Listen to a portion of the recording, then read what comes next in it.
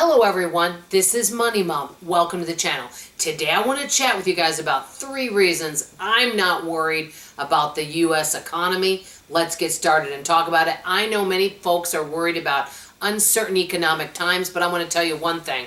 A lot of people, ever since I've been born, have always been concerned about uncertain economic times. Nothing is certain. Nobody knows what tomorrow will bring or what the next hour will bring, right? So these are the 3 reasons, and then I'm going to tell you what can we actually do about it. Number 1, it doesn't solve anything. It doesn't help anything. It just sends you down a spiral. Remember, fear and sensationalism sells. If you put in it, let's say you want to start a YouTube channel and you put in the title, everything's rosy and wonderful in my life, nobody's going to want to click on the video. If you put my life's falling apart, everyone's going to come and want to rush and see what it's all about. Fear sells and panic sells. And so that's why I don't personally think it's a spiral that I want to go down.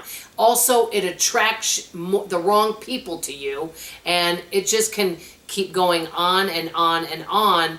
And I just think it's just really not good for your mental health, any of that. And no action steps are made. So no positive decisions come out of it. You just end up being more fearful. Number 2, you can control a lot of things in your own personal life, but there's so many things you can't control. The what ifs. What if this happens? What if that happens? They say many of the things, over 90% of the things that we worry about never happen. Now maybe they do. I don't know. But worrying about it is not going to help. And number 3, I say this all the time. And believe me, I can stress about money and economy just like everybody else, but I know it doesn't solve anything.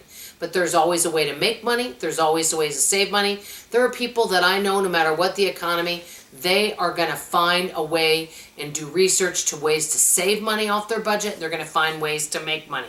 So what can we do about it? I'm going to keep this short and sweet. And I'm not talking just food. Number 1, start taking inventory of everything you have in your home.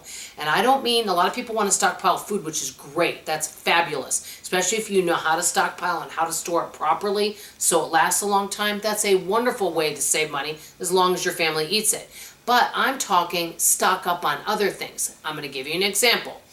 Let's say you know that you might need some new clothes. So you see, and shoes. So you like a certain brand of shoes. So maybe the shoes are on sale. So you buy 2 pair. So you've got a stock up house. If you think things might get tough, maybe stockpile on some clothing items, some shoe items, some kitchen items, items that you know you use. Could be batteries, flashlights, anything. I'm just naming items off the top of my head. You know, food items, toiletries, all of that type of stuff. Stock when things are on sale so you have a good inventory. I knew someone that did that, so when their husband would get laid off a few times because he kind of worked a job that was kind of feast or famine, they had stockpiles of stuff so they didn't have to go out and buy things. Keep things up to date and repaired. Make sure your car's repaired. All of these types of things, if we do that, that is going to save us money so we're not having to make last minute decisions. Number 2, obvious, cut unnecessary spending. And if things really did get tight, we all may have to cut out spending on things we do enjoy. It may only be temporary, but sometimes life happens, right? And number 3, I'm a big believer in this, and I'm going to give you a quick story on it. Find ways to increase income. There's more and more ways to increase income.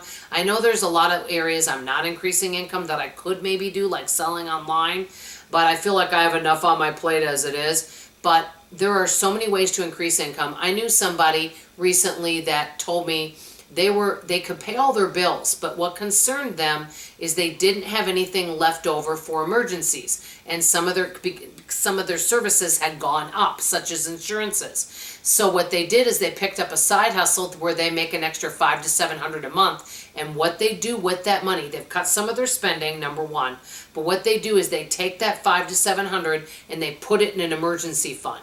And recently this particular person had some car repairs that they needed, and I think it was $400. Well, they didn't have to put it on their charge because they had that emergency fund.